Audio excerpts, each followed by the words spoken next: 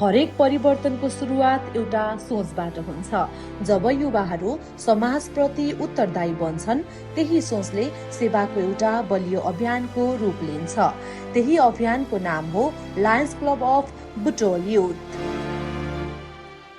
सन् 2015 मा 25 जना युवाहरूले समाज सेवालाई अझ व्यवस्थित, प्रभावकारी र दिगो बनाउने उद्देश्यका साथ लायन्स क्लब अफ बुटोल युथको स्थापना गरे। संस्थापक अध्यक्ष लायन जाकिर हुसेनको नेतृत्वमा सुरु भएको यो यात्राले आज सेवाको एउटा प्रेरणादायी इतिहास निर्माण गरिरहेको छ। स्थापनादेखि नै क्लबले लायन्स इन्टरनेसनलका ग्लोबल कजलाई आत्मसात गर्दै सामाजिक सेवालाई आफ्नो मुख्य दायित्व बनाएको छ।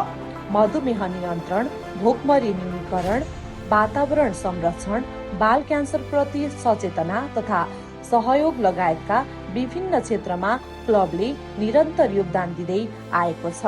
प्रत्येक कार्यक्रमको उद्देश्य एउटै रहेको छ, मानवताको सेवा र समाजमा सकारात्मक परिवर्तन।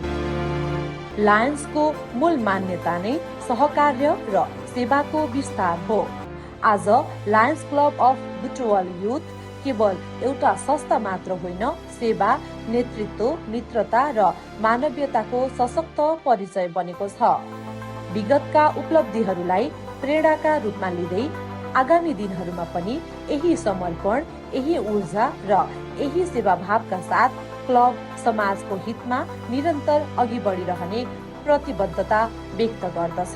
किनकि हाम्रो विश्वास स्पष्ट छ, सेवा नै सबैभन्दा ठूलो मानवता हो।